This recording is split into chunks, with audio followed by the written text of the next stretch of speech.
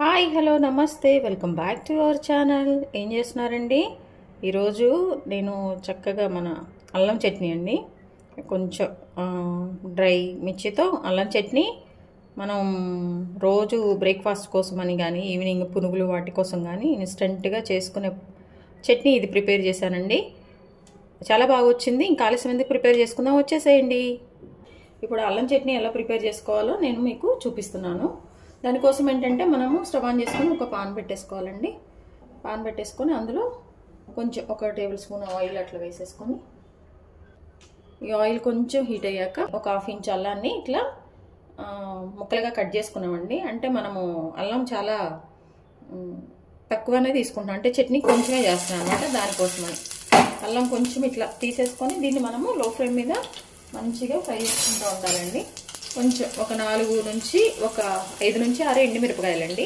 మీరు ఎంత తినగలరో అంత ఇవి కూడా వేసేసుకోండి. మీడియం ఫ్లేమ్ మీద పెట్టుకోండి, ఎందుకంటే ఇవి మంచి కుక్ అవ్వాలి, మాడకూడదు. అలాగే 1 టేబుల్ స్పూన్ పుట్నాల పప్పు, అంటే శనగపప్పు, మన ఇంట్లో ఉంటాయి కదా, ఈ శనగపప్పు వేసేసుకోవాలి. అలాగే కొంచెం 1 టేబుల్ స్పూన్ ధనియాలండి. అలాగే కొంచెము మన ఇవి ఉంటాయి కదా మినపగుండ్లు, మినపగుండ్లు ఉంటాయి కదండి, తాలింపులో వేస్తాం. 1 టేబుల్ స్పూన్ వేసేసుకోండి.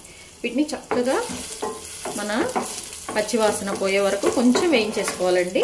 కొంచెం కలుపుకుంటా, ఇది నాన్ స్టిక్ కాబట్టి త్వరగా మాడిపోతుంది. కొంచెం దగ్గరుండి మనం వేయించుకుందాం. ఎందులో అయినా కానీ వేయించేసుకోవచ్చండి, మాడకుండా. కొంచెం మాడితే మళ్ళీ బాగుండదు. ఇట్లా ఇది వేయించుకున్నాక ఇందులో దీనికోసమని ఒక మీడియం సైజు ఆనియన్స్ అండి, ఒక మీడియం సైజు చూసారా, ఒక మీడియం సైజు 1 కప్పు, చిన్న కప్పు ఆనియన్స్. మీకు ఎంత క్వాంటిటీ కావాలో అంత క్వాంటిటీ మీరు చూసుకోండి. ఇట్లా ఇది కూడా వేసేసేయాలి. అలాగే ఒక చిన్న కప్పు టమాటాస్ అండి. టమాటాస్ కూడా ఇలా ముక్కలుగా చేసుకొని ఇవి కూడా వేసుకోవాలి. వేసుకొని వీటిని మంచిగా కలుపుకుంటూ కొంచెం ఫ్రై అయ్యే విధంగా వీటిని తిప్పుకుంటూ ఫ్రై చేసుకోవాలి. అలాగే ఒక 2 రెబ్బల కరివేపాకు కూడా వేయాలండి. కొంచెం ఇట్లా కొంచెం చింతపండు చూడండి, మంచిగా మన అల్లం ఉడికే వరకు, అల్లం బాగా కుక్ అయిందా లేదా చూసుకోండి. మిగిలి అంటే త్వరగా ఫ్రై అయిపోతాయి. దానికోసమని మీడియం ఫ్లేమ్ మీద పెట్టేసి చక్కగా ఇట్లా కలుపుకుంటూ మనము వేయించేసుకుందాం.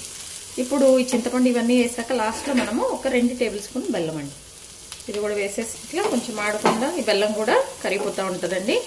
ఇప్పుడు ఇందులో కొంచెం వాటర్ యాడ్ చేసుకోండి. ఇప్పుడు హై ఫ్లేమ్ మీద పెట్టేసి వీటిని ఉడికిచ్చేసుకుందాం. కొంచెం ఒక 5 నిమిషాలు అట్లయితే ఇవి శుభ్రంగా కుక్ అయిపోతాయండి. మూత అయినా పెట్టేసుకోవచ్చు, మూత లేకుండా అయినా కుక్ చేసుకోండి. ఒక 2 నిమిషాలు మూత పెట్టైనా తీసేయచ్చు, ఇబ్బంది ఏం లేదండి. ఇదిగోండి, ఇది చక్కగా ఉడికించుకొని స్టవ్ ఆఫ్ చేసుకొని పక్కన పెట్టుకున్నా అండి. ఇదంతా చల్లగా అయిపోయాక ఇంకా మనం మిక్సీ వేసుకోవటమే. మిక్సీ వేసుకుంటే ఇంకా మన అల్లం చట్నీ రెడీ అయిపోయిందండి. కొంచెం ఉప్పు లైట్గా మనం తినగలిగే. దీన్ని ఇప్పుడు మనం మిక్సీ వేసుకుందాం. ఇంకా వాటర్ కూడా ఏమీ యాడ్ చేసే పని లేదండి. ఇందులో మనం ఆల్రెడీ బెల్లం వేసాము, కొంచెం వాటర్తో కుక్ చేసాం కాబట్టి ఇంక ఇలా మిక్సీ వేసుకుంటే మన చట్నీ అయిపోయినట్టే. ఇదిగోండి, చక్కగా మన అల్లం చట్నీ మిక్సీ వేసుకున్నాక ఇలా ఉందండి. చాలా టేస్టీగా వచ్చిందండి. అప్పుడప్పుడు మనము అల్లం చట్నీ మన టిఫిన్స్కి బాగుంటుందండి. చాలా వరకు ఏంటంటే బయట మనం బండి దగ్గర పునుగులు కానీ ఏమన్నా తిన్నప్పుడు వాళ్ళు చేసేది ఇదే చట్నీ అండి. ఎట్లా ఉంటుందో అనుకుంటాము. కొంచెం ఉప్పు అది చెక్ చేసుకోండి. ఉప్పు అవసరం లేదండి, బెల్లం కదా, తీగ బాగుంది, అన్నీ కరెక్ట్గా సరిపోయినాయి. పులుపు అంతా కూడా తప్పకుండా ట్రై చేసుకోండి. పెసర దోశకి కానీ దేనికైనా బాగుంటుంది. మన అల్లం చట్నీ చాలా టేస్టీగా ఎమ్మీగా ప్రిపేర్ అయిపోయిందండి. తప్పకుండా అయితే ట్రై చేసుకోండి. టిఫిన్స్ టైంలో ఉదయాన్నే మనము రోజు రెగ్యులర్గా పల్లీ చట్నీ చేసుకునే బదులు ఇది ఒక్కోసారి చేసుకుంటే బాగుంటుంది. ప్రాసెస్ కూడా ఈజీగా ఉంటుంది. మీ విలువైన సమయాన్ని కేటాయించిన వీడియోస్ చూస్తున్నందుకు మీ అందరికీ ధన్యవాదాలండి. మీకు నచ్చినట్లయితే like, share, subscribe. Thank you.